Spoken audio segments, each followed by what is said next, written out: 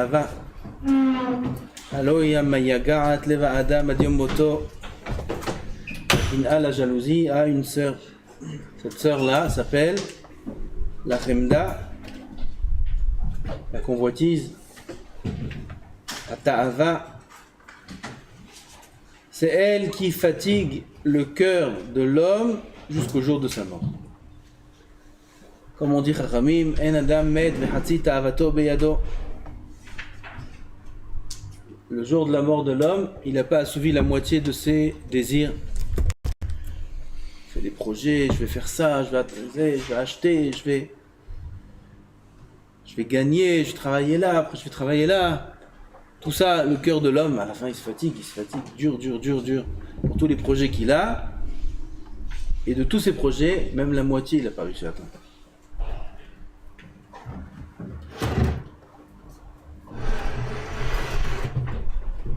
Ce qu'il dit le Rav Yameyagaat Lev Adam Ad Yom Moto. ואומנם עיקר התאווה פונה לשני ראשים, האחד הוא הממון והשני הוא הכבוד. Oui, il y a deux rachim, deux pôles principaux de la ta'ava. Un c'est l'argent et l'autre c'est le kavod. שניהם כאחד רעים מאוד וגורמים לאדם רעות רבות. Aspirer à de l'argent, aimer l'argent ou le kavod, les deux choses entraînent à l'homme beaucoup de dégâts. Imne chemdat hamamon hi haoseret oto b'maasar ha'olam. La convoitise de l'argent, vouloir de l'argent, emprisonne l'homme. Maasar olam. Maasar olam, il est emprisonné à perpétuité, à l'éternité.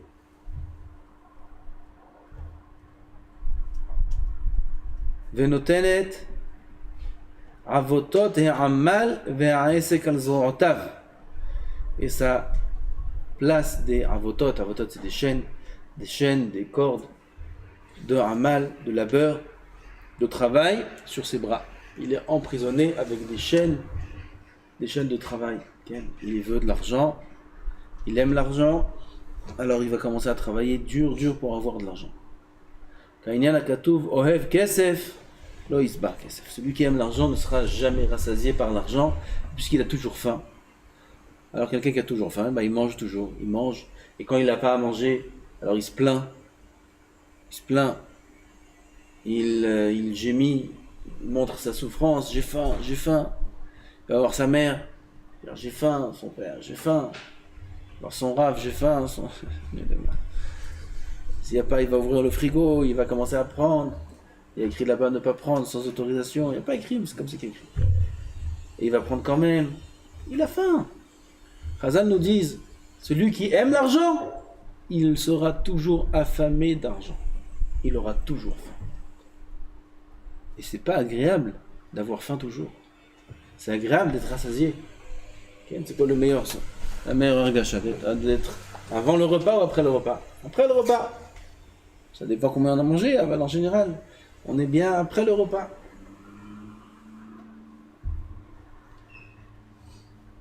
Alors, celui qui est attaché à l'argent, il en voudra toujours. Donc il ne sera jamais rassasié, donc il ne sera jamais content, il ne sera jamais bien dans sa vie, et il aura toujours quelque chose qui l'angoisse, etc.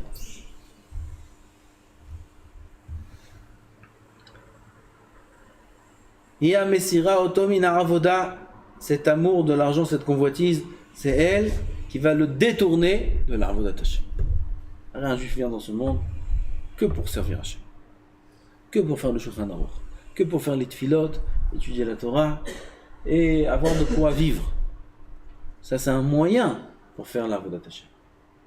Mais s'il s'est fixé comme but la Parnassa, comme le monde entier, comme ce qu'on nous a mis aussi dans la tête quand on était petit, il faut une situation, il faut de l'argent,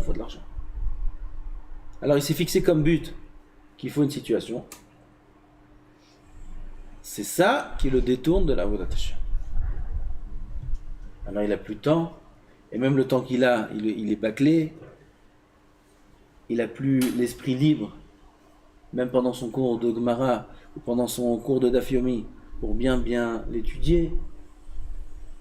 Et à Messira Otomina Avoda, Qui n'est kama tfilot ne'evadot, combien de tfilot sont perdus? Kama mitzvot nishkachot mipene rov ha'esek v'higiat hamon aschora. Kol sheken Talmud Torah c'est complètement perdu.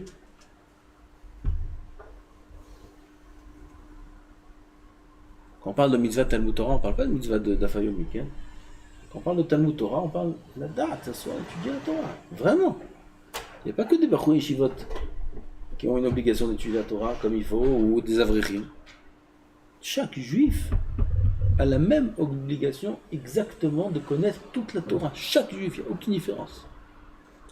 Quand Kadosh Baruch Hu dit V'yadata v'ashevota levavecha, Yishamer lecha petishkach, toutes ces mitzvot-là et tous ces interdits d'oublier la Torah, tous ces mitzvot de connaître la Torah, 36 fois c'est écrit, ou 39 fois. La mitzvah de connaître la Torah.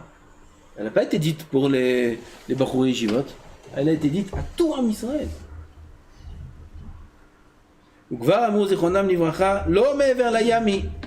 La Torah, elle ne se trouve pas chez ceux qui sont me'ever layam.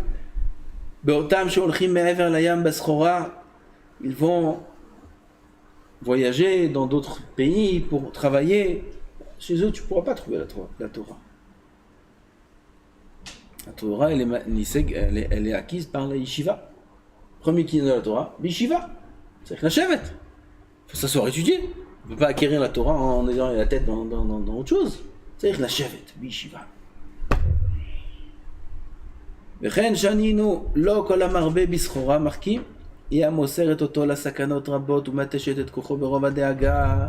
Cette parnassa là qu'un homme poursuit toute sa vie, c'est elle qui l'entraîne au danger, on l'emmène en danger et mateshet kocho, elle affaiblit sa force. Par quoi? Par les soucis. Il est toujours soucieux. Il faut gagner de l'argent, il faut gagner. Là, on n'a pas gagné. Ce mois-ci comme ci, ce mois-ci comme ça. La dernière fois. Et il est toujours inquiet des chiffres. Afelo achare sigouarbe, même après qu'il a beaucoup d'argent. Même pire. Quand il a beaucoup d'argent, il est encore plus inquiet. Beaucoup plus inquiet. Marbe nechassim, marbe daaga. Plus un homme est riche, et plus il est inquiet. Vadaï. Qui c'est qui s'inquiète le plus? Un ouvrier qui touche le SMIC, je sais pas comment on dit, ou un qui a des affaires de 10 millions de dollars par mois avec des affaires de partout. Qui c'est qui s'inquiète le plus? Le riche. Alors à quoi sert sa richesse? Il a beaucoup d'argent pour s'inquiéter. Et quand il était jeune, étudiant, son projet c'était d'avoir beaucoup d'argent. Pourquoi? Pour être tranquille. C'est ce qu'ils disent tous. Moi je veux beaucoup d'argent dans la vie pour être tranquille. Et c'est bizarre parce que sur le terrain on voit que ceux qui ont beaucoup d'argent c'est ceux qui sont le moins tranquilles. Alors c'est mordu la queue. Il tourne en rond celui-là. Il a travaillé toute sa vie dure pour être tranquille et jusqu'à la fin de sa vie il est inquiet. C'est couchia ça. D'accord? Kashia. C'est pas Kashia, c'est Teko. Anti-roots. Anti-roots. Il n'y a aucune compréhension. Rien. Vous connaissez l'histoire avec celui qui était à la pêche, il est venu, il lui a dit pourquoi tu pêches, va acheter une barque, et après tu vas acheter une barque, tu vas acheter un grand bateau, tu vas acheter des poissons, après tu vas faire une usine, et après tu auras des affaires dans le monde entier, de poissons, et après t'es tranquille. Et il dit c'est ce que je fais maintenant, je suis tranquille, avec ma petite canne à pêche. Il y a doigts. Je suis tranquille maintenant. Tu me casses la tête à faire ça. Construire une pyramide. Alors que j'y suis déjà. Au sommet de la pyramide. Bémet, c'est quoi le piège? C'est l'extérieur, l'aspect extérieur. Les gens ne regardent pas l'intérieur. Les gens regardent l'extérieur. L'extérieur, ça brille. L'extérieur, il y a beaucoup de voitures dans le garage. Et il y a une collection. Il y a ça. On a l'impression que plus on a de choses, plus on a de possibilités. Un yesod très simple, il faut qu'on sache. Plus tu as de possibilités, et plus un homme est frustré. Un exemple très simple, regardez. Va dans un restaurant où le menu c'est 1, 2. Va dans un restaurant où le menu, c'est vaste. La feuille, c'est un livre. Le menu qu'on t'amène. Il y a des œufs, 15 sortes. Des viandes, 25 sortes. Et c'est une angoisse. Mais qu'est-ce que je vais prendre? Qu'est-ce que je vais prendre? Et il commande, après beaucoup de réflexion, ça en entrée, ça en plat principal. Et quand le serveur, il a servi, il mange, et il voit le serveur servir d'autres, il voit l'assiette passer comme ça. Mais ça, c'est... Pourquoi c'est quoi? C'est quoi ça, monsieur le serveur? Il appelle. Vous pouvez me dire, c'est quoi ça, là? Ken, il voit l'assiette, elle est plus belle que... Mais pourquoi il a pas pris ça? Et il mange, il a mal au ventre. Il dit ça. Et il cherche dans le menu, comment ça s'appelle ce plat? Il regarde, c'est la moitié du prix du mien. C'est comme chiant. Et même quand c'est gratuit, tu vas dans un des mariages, des trucs, 1 milliard de choses. C'est une angoisse. Qu'est-ce que je prends? Qu'est-ce que je dis? Regarde comme ça. Combien de sfekot? Alors tu vas dans un endroit, il y a un borékas. Quel plaisir de le manger. Ça soit maisonnote, borékas, avec un verre de tempo, jus d'orange. C'est un plaisir. C'est un plaisir. De toute façon, le résultat, c'est le même. À la fin, il est rassasié. Là, ou là, ou là, ou là, ou là. C'est la Gemara qui dit ça. Le pauvre avec son bout de pain ou le riche avec tout son festin. Les deux, à la fin, c'est le même résultat. Le même résultat. Peut-être le riche, il a en plus un peu mal au ventre. Et le pauvre, il a même pas mal au ventre. Le résultat, c'est le même. Alors, il faut savoir, plus on a de choix, et plus la vie est dure. Pourquoi? Les sfekot. Les sfekot, c'est ce qui rend fou là. Les sfekot, c'est ce qui angoisse là. En simcha, à tel point que Chazal disent En simcha ki atarat sfekot. La plus grande joie qu'il peut y avoir dans la vie, c'est enlever les doutes. Quand un homme avait un doute très lourd, et ce doute-là a été tranché, il a été enlevé, combien c'est bon, combien d'hommes se sentent bien, se sont soulagés. Parfois même quand ça a été tranché de mauvaise façon. Alors allez, donc quand il y a des choses dures, quelqu'un qui doit partir, on ne sait pas, il va... À la fin, il est niftar, c'est un soulagement. Pourquoi? Il n'y a plus de doute, il n'y a plus de sfekot. Même quand c'est dur, même quand le résultat est dur, le fait que ce résultat-là a enlevé des doutes, ça donne un soulagement. En simcha ki atarat sfekot. Et pour ne pas rentrer dans les sfekot, alors il ne faut pas se laisser beaucoup d'options. Quand un homme a trop d'options, comme aujourd'hui, ils vont faire des études. Après leurs études, il y a tellement de débouchés. Là. Tu sais, avec ce bac-là, avec ce truc, tu as plein de débouchés. Et plus tu lui donnes des débouchés, plus il est bouché. Il ne sait plus quoi faire. Il ne sait pas. Avant, son père, il est cordonnier. Lui, il est cordonnier. Qu'est-ce qu'il va faire dans la vie? Son père, il est tanneur, il va être tanneur. Ça, il est ça. Il n'y a pas 10 000 chemins. C'est lui qui prend le magasin. Okay? À partir de l'âge de 5 ans, déjà, il vend. Il vend dans le magasin. Sa vie, elle est tracée, il n'y a pas de problème. Ils étaient heureux.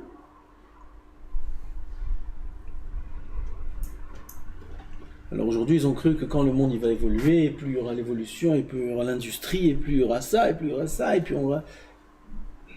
Alors le monde sera meilleur. Et on voit que le monde est beaucoup moins bon. Beaucoup pire. Tous les anciens te disent, à l'époque, comment c'était bien quand il n'y avait rien. Comment c'était bien quand il n'y avait pas d'eau dans les robinets. Comment c'était bien quand il n'y avait pas de frigidaire. Quand il n'y avait pas... Ah, on faisait ça, et on faisait ça, et on faisait ça. Dis-moi, tu languis la préhistoire, tu languis. Badaï, la préhistoire, c'était une vie belle. Il y a quelqu'un, j'ai un ami, une fois il est parti au Maroc. Au Maroc, dans un cimetière là-bas, loin, il y avait un tzaddik là-bas enterré, il est parti dans un truc paumé du Maroc, pas dans les villes, dans les montagnes là-bas. Et il est parti là-bas voir un tzaddik, et il voit à l'entrée du cimetière, le gardien. Dans cette ville, il n'y a pas d'électricité. Jusqu'à aujourd'hui. Oui, il n'y a pas d'électricité, ça n'existe pas l'électricité. Ils sont encore avec les lanternes, encore avec les bougies, encore. Et il y a le gardien du cimetière. Qu'est-ce qu'il fait le gardien du cimetière? Il s'assoit le matin, avec sa chaise, son parasol, il est assis avec sa bouteille d'eau, il est assis toute la journée. Il a fini la journée, il rentre à la maison, il dort, il revient. Il était mis le bonheur un peu sur cette personne-là. Si quelqu'un dans un monde civilisé comme le nôtre qui est perdu dans la civilisation, il voit ça, il dit mais c'est quoi cette vie là? Quelqu'un qui réfléchit un petit peu, il dit cet homme, il est inquiet de rien. De rien. Il n'y a pas de facture d'électricité. Parce qu'il n'y a pas d'électricité. Il n'y a pas de facture de téléphone. Parce qu'il n'y a pas de téléphone. Il n'y a pas de loyer à payer. Parce qu'il n'y a pas de mairie. Il n'y a rien. Il n'y a pas de taxes. Il n'y a rien. Cet homme-là, il est libre de tout. On peut être libre de tout. Pas vivre comme ça, on peut vivre un petit peu mieux aussi. Être libre de tout. Toute la civilisation et le truc, tout ça, ça fait que mettre l'homme en arrière. Ça ne fait pas avancer l'homme. Ce qu'il dit le Rav ici. Tout celui qui est à Hamdat Mammon, il veut de l'argent, il veut des biens, Au lieu de se faire du bien, il se fait du mal. Celui qui se fait du bien, c'est celui qui se détache de ça. Celui qui se détache du matériel, c'est lui qui est heureux. Ce que j'ai, c'est le mieux au monde. Ah, mais peut-être tu veux prendre ça. Je veux rien. J'aspire à rien. Au niveau matériel, rien. Laisse-moi ce que j'ai. Rien d'autre.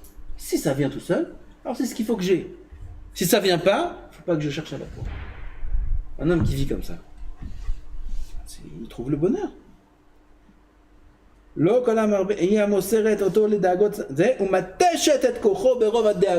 Ça épuise la force de l'homme par les multiples soucis que entraîne la convoitise de l'argent.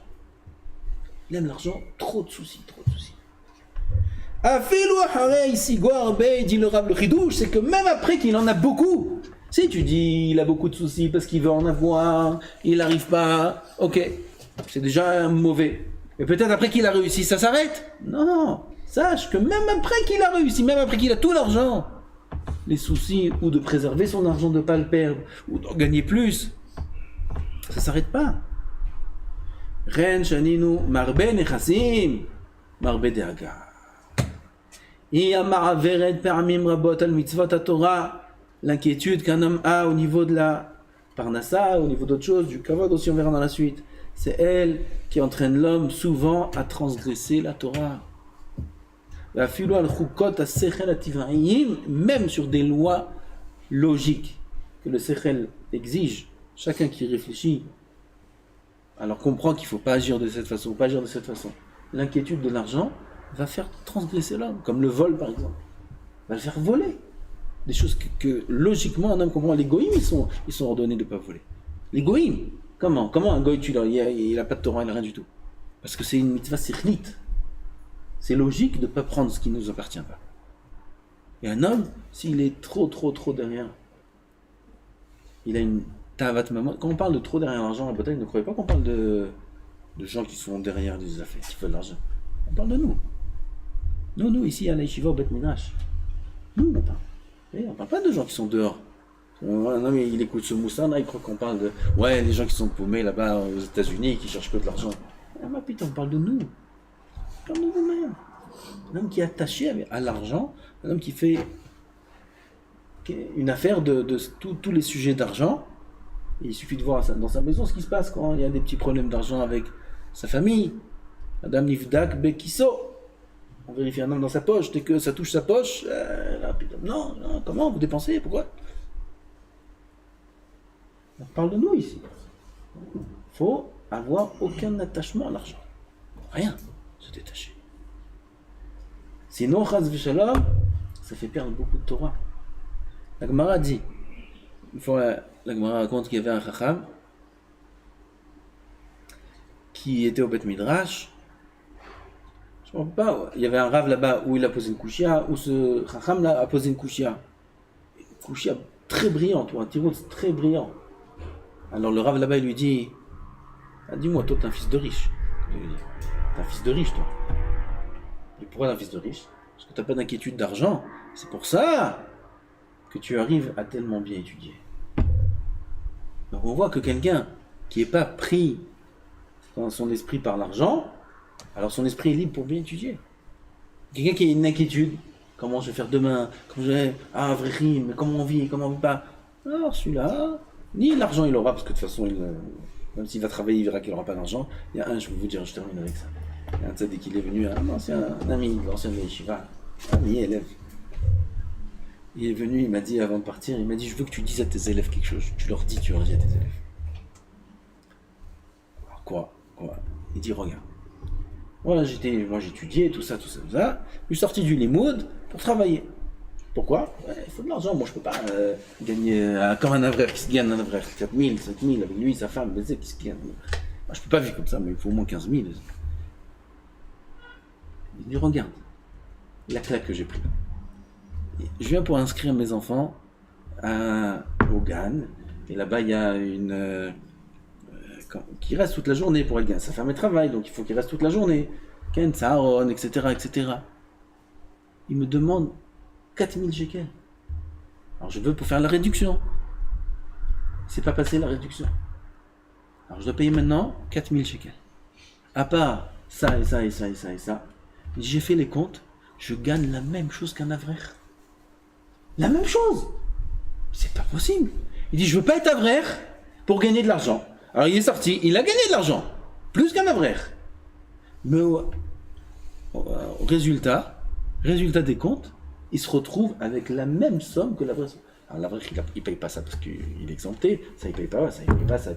L'Arnona, il paye que 10%. Donc il se retrouve à gagner, à rester avec tout l'argent qu'il a dans la main. L'autre, c'est vrai qu'il gagne beaucoup plus d'argent. Mais tout cet argent-là part dans plein de choses que l'autre, il n'a pas besoin de payer. Alors, il me dit, tu leur dis. Ça sert à rien. Les travails comme ça, ça sert à rien. Il travaille la nuit, il construit des routes. Il travaille la nuit dur, de 2h du matin ou jusqu'à 8h du matin, quelque chose comme ça. Il travaille très dur. Pour gagner ce qu'il gagne. Et sa femme aussi, elle travaille dur. Et finalement, il se retrouve avec la même chose. Alors si, nous, quand on est assis devant notre Mara, on s'inquiète, mais comment on va faire demain? Alors c'est dommage. On perd deux choses. Gamme maintenant, on perd que le limoud n'est pas bien fait. Alors il perd de devenir peut-être un Talmid Chacham. Et Gamme, il perd ce qu'il pense qu'il gagnera demain, parce que de toute façon, il ne gagnera pas demain quoi que ce soit de plus que ce qu'il devrait gagner. Quoi qu'il arrive. C'est Rabbeinu Yonah. Quelques phrases de Rabbeinu Yonah pour mettre les choses au clair. Rabbeinu Yonah, c'est un Rishon, il y a 900 ans. Il nous dit clairement Od yesh lanu lada'at ki kol ma'aser olam hazeh shu olam hashafel eno beyad ha'adam klal lehasigo. Toutes les actions de ce monde, qui est ce monde bas, rabaissé, n'est pas entre les mains de l'homme du tout de les acquérir.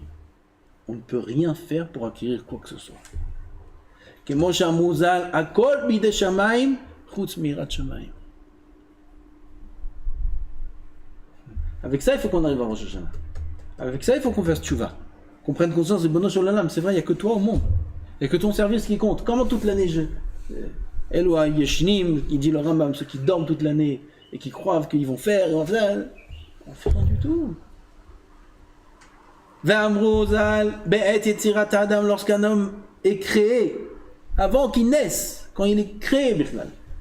Gozrim alav omrim tipazu matea alea, est-ce qu'il sera ani, orachir, gibor, chalash, chacham, tipesh, tout est déjà décrété. Avant qu'il naisse, Bichlal. Tous les projets, ils sont déjà faits.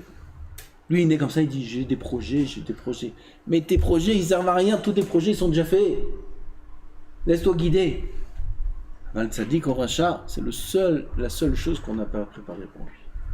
La seule chose qui n'a pas été décidée, c'est si un homme il sera Tzadik au Racha. Al Tzadik au Racha, l'eau.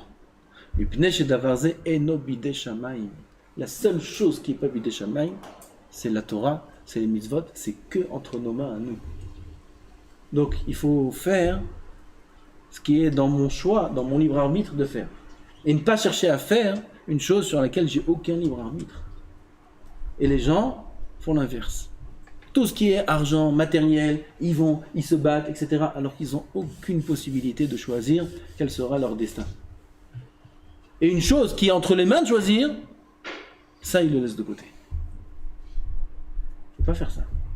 Il faut se concentrer que dans la Hirat Shamayim, que dans la Torah, que dans les mitzvot, que dans la tchouva. C'est que là qu'il faut se concentrer. Tout le reste, il n'y a même pas besoin d'y penser. Tout le reste, c'est déjà fixé. Les ivoug, la parnassa, les enfants, tout est déjà fixé. Sur ça, il faut faire tchouva. Il faut venir à Rosh Hashanah et dire Melech, c'est quoi Malchouyot? Je vous trouve Melech. C'est quoi Melech? C'est quoi Melech? Alors il est quoi? On me met une couronne sur la tête. Malchouyot. Melech HaKadosh, Melech HaMishpat, Melech. Ça veut dire quoi? L'Amlich HaKadosh Baruch Hu. On vient à Rosh Hashanah maintenant là. Moins de 2 semaines. On va dire Kadosh Baruch Hu Melech, on va sonner du chauffard, Ariou Lefanai, Bema, Beshofar. D'accord? Amlichou. Comment on est Melech et Kadosh Baruch Hu? Beshofar. C'est quoi l'Amlich Hashem? L'Amlich Hashem, c'est prendre conscience que c'est lui le patron dans ce monde. Et que nous, on n'est que ses serviteurs. Et qu'on va recevoir de toute façon que ce que notre patron va nous donner. Et rien d'autre. Et qui demande de nous qu'une chose, c'est de le servir. C'est l'Amlich Hashem. C'est ça la tchouva de Rosh Hashanah. C'est ça la tchouva d'Elul. On s'oublie toute l'année. Toute l'année, on croit qu'on est livré à nous-mêmes, qu'on est livré à nos actions, qu'on a notre avenir entre nos mains, etc. Ce qu'on nous a fait croire aussi peut-être. On vient à Rosh Hashanah et on se rend compte, mais on n'est pas dans notre propre réchoute. On n'est pas Aved Meshuchra, on est Aved en l'âme. On est serviteur d'Hachem. On a un patron. Et quand on a un patron, Mashakana avec un rabo, tout lui appartient. On n'a rien dans notre possession, on n'a rien, même nous-mêmes, on n'est pas nous-mêmes. Nous-mêmes, on est à lui, notre corps, Goufo Kanoi. Notre corps, il lui est acquis. Alors, qu'est-ce qu'il nous demande? Une chose, de le servir. Ça doit être notre objectif, ça doit être notre daga, notre pensée. Asher Adam et Fachetami de l'homme qui a toujours peur. Anemile, le divrei Torah.